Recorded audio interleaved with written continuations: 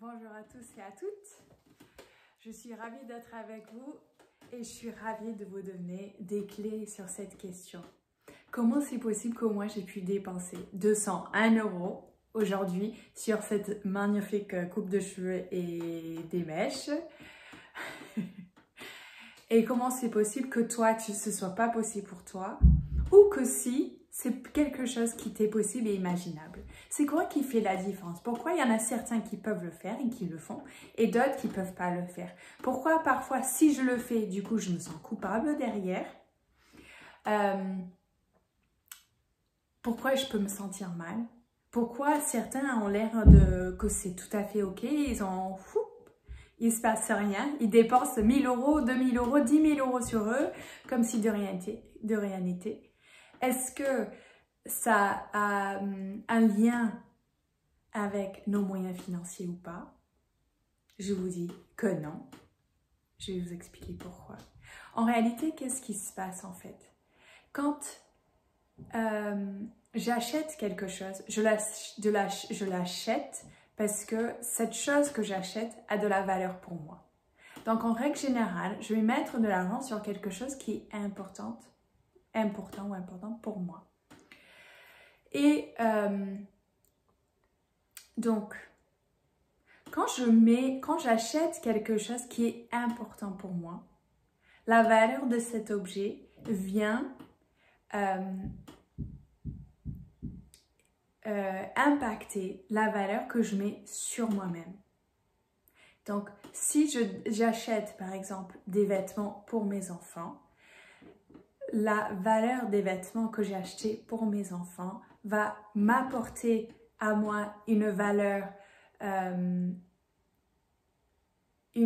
pas monétaire, mais une valeur émotionnelle, parce que ça va apporter quelque chose pour moi avec mes enfants et que pour moi, c'est important que mes enfants ils aient des nouveaux beaux vêtements, par exemple.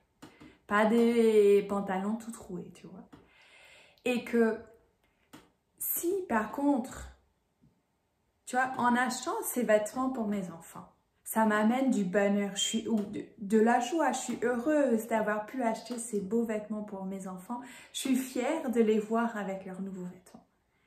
Mais que par contre, je m'achète à moi des nouveaux vêtements et quand je me les achète pour moi, je ressens de la culpabilité, je me sens mal, je suis pas bien. Qu'est-ce qui est en train de se passer en fait? Pourquoi je me sens mal si j'achète quelque chose pour moi? Et même, tu vois, à la limite, peut-être des vêtements, c'est ok. Mais peut-être qu'il y a une somme d'argent que je peux dépenser dans les vêtements au-dessus duquel je vais pas être ok. Peut-être que dépenser 100 € dans des vêtements, pour moi, c'est ok. Dépenser 500 €, là, ça va piquer. Je vais me sentir coupable, je vais me sentir mal, je vais avoir des regrets d'avoir acheté ça. Je vais peut-être cacher le fait que j'ai acheté cette chose-là. Bien qu'en fait, si je l'ai acheté, c'est que c'était important pour moi. C'était quelque chose qui me plaisait vraiment. Mais peut-être que je me dis, en effet, c'était pas raisonnable de dépenser 500 € ou même peut-être 100 € pour certains, 1000 € pour d'autres. C'était pas raisonnable de dépenser autant d'argent dans ça. Aujourd'hui, pour moi, c'était les cheveux à 201 €. Peut-être que pour quelqu'un d'autre, c'est plus, c'est moins, peu importe en fait. Il y a un seuil, il y a un type d'achat, il y a un seuil dans lequel on n'est pas confortable. On se sent mal, on a la boule au ventre, on a des regrets, on se sent coupable, on va avoir du mal à dire à l'autre « j'ai dépensé de l'argent sur moi et rien que pour moi ». Parce qu'à la limite, en fait, le dépenser pour l'autre, c'est beaucoup plus confortable. Tu vois, c'est pas pour moi. C'est pas pour moi. C'est pour les enfants, c'est pour mon conjoint, c'est pour la maison, c'est m'acheter des vêtements pour mon travail. Je me justifie en fait. Et pourquoi? Parce que quand j'achète quelque chose, cette chose a une valeur monétaire. J'ai dû payer de l'argent pour l'avoir. Et du coup, en fait, pour moi, cette valeur monétaire, en fait, quand je prends ces articles, ça devient une valeur symbolique. En particulier, donc déjà quand il s'agit, j'achète quelque chose pour mes enfants, c'est une valeur symbolique pour moi par rapport à mes enfants. Et en particulier quand j'achète quelque chose qui n'est rien que pour moi, en particulier quand c'est quelque chose de non indispensable. Par exemple, j'aurais pu dépenser 20 € dans ma coupe de cheveux. C'était en aucun cas indispensable que je dépense 201 € pour ma couleur et ma coupe de cheveux aujourd'hui. Donc, c'est là en fait où du coup ça devient intéressant. C'est là où il y a cette boule qui arrive. J'ai la poitrine coincée, j'ai chaud. Je peux avoir des sueurs froides. J'ai peur en fait. J'ai peur. Qu'est-ce qu'on va venir me dire? Est-ce qu'on va venir me juger en fait parce que j'ai dépensé 200 € dans mes cheveux quoi? Et parce qu'en fait cette valeur monétaire ça devient une valeur de qui je suis. Ça devient la valeur, quelle valeur est-ce que j'ai moi? Et c'est ça où c'est intéressant de regarder dans quoi je dépense mon argent en fait. Qu'est-ce qui est important pour moi? Parce que je vais acheter des choses qui sont importantes pour moi. Option 1. Option 2, je vais acheter des choses qui ne sont pas importantes pour moi parce que je n'ose pas, j'ose encore moins acheter des choses qui sont importantes pour moi. Donc, je vais acheter des choses qui ne sont pas importantes pour combler le trou de ne pas mettre de l'argent dans les choses qui sont importantes pour moi. Donc, c'est toujours ce dans quoi je mets mon argent. C'est toujours une question de valeur. Valeur monétaire et valeur symbolique de quelle est la valeur que je mets sur ma personne, sur ma famille, sur mes enfants. Et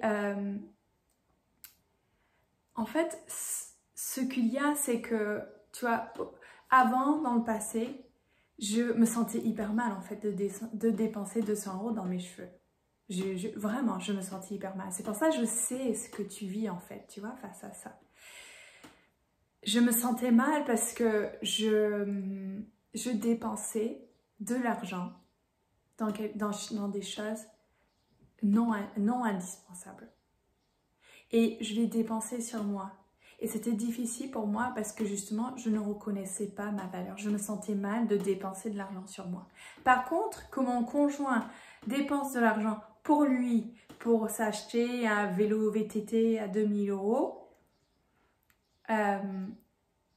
peut-être au niveau de la somme de la dépense, c'était pas ok pour moi, mais qu'il dépense autant d'argent sur lui, c'était en aucun cas un souci pour moi. Pareil, acheter des vêtements pour mes enfants, pas de souci pour moi. Payer pour faire des travaux dans la maison, pas de souci pour moi. Dépenser 200 € dans mes cheveux, je le disais pas, hein. Je le disais pas. M'acheter du maquillage, je le disais pas. M'acheter des beaux vêtements, je le disais pas. Et c'est pareil, tu vois. Et ça aurait pu être pareil pour mon conjoint. Tout ce que j'ai acheté, je dépensais pour moi, sur moi et pour moi. Si je le pouvais, je le cachais. Parce que j'avais honte en fait. J'avais honte de dépenser de l'argent sur moi. J'avais honte de mettre une valeur sur moi parce que moi, je ne reconnaissais pas ma propre valeur à moi en fait. Et donc, je ne pouvais pas venir.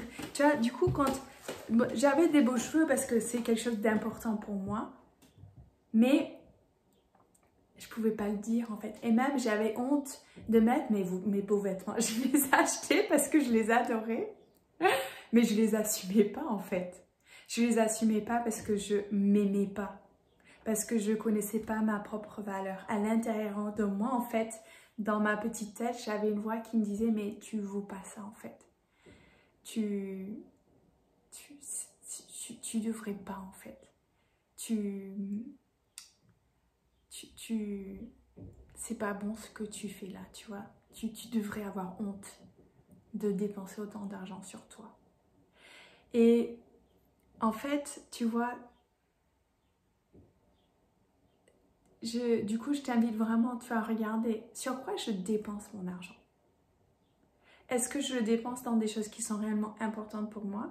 Ou est-ce que, et où je dépense mon argent sur des choses qui ne sont pas importantes pour moi parce que j'ose pas le dépenser sur ce qui est important pour moi? Et quand je dépense sur moi, à partir de combien d'argent, sur quel sujet, j'ai honte de le faire. Et je le cache. Je ne le montre pas, je me sens coupable de le faire. Parce que c'est là, en fait, où on peut venir faire un vrai travail et se débarrasser de tout ça. Parce que tu vois, avant, je me cachais. Aujourd'hui, je suis fière, tu vois, de dire, bah, je connais ma valeur. J'ai pu avoir honte de me montrer telle que je suis. C'est quelque chose qui est important. Ça, c'est qui je suis. Et savoir qui on est, s'aimer soi, reconnaître sa propre valeur, c'est dire au monde, moi, je suis ça. Toi, tu es ça. Et moi, je peux te reconnaître comme toi, tu peux me reconnaître, mais je peux te reconnaître toi parce que je me reconnais moi. Et le truc, c'est que on ne peut pas amener à nos enfants ce qu'on n'a pas soi-même, tu vois. Et là, quand on ne s'aime pas, ça part de notre confiance en soi, de notre estime de nous-mêmes, et ça va venir impacter notre autorité avec nos enfants. Ça va venir impacter notre manière de communiquer avec eux. Le fait qu'on va mettre en place des rapports de force avec eux, qu'on va amener du stress qui n'a pas lieu d'être, qu'on va avoir des conflits qui n'ont pas lieu d'être. Et qu'on va en fait pas être ni la personne, ni le papa, ni la maman, ni la femme, ni l'homme que nous avons envie d'être.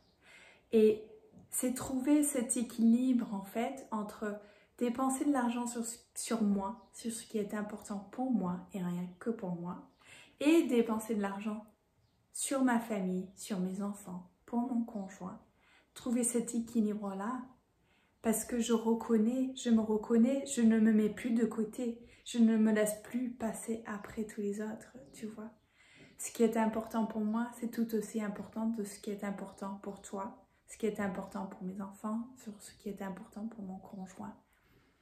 Et c'est ça le travail que je propose en fait. C'est on travaille sur toi papa, sur toi maman, pour que toi tu aies enfin ce que tu n'as jamais appris à avoir dans ton enfance, cette confiance en toi, cette estime de toi, et que tu puisses avoir les outils, les connaissances, l'efficacité dans ta parentalité dont tu as besoin pour savoir quand est-ce que je suis dans une justesse avec mon enfant. Comment faire quand je rentre dans ce rapport de force malgré moi-même?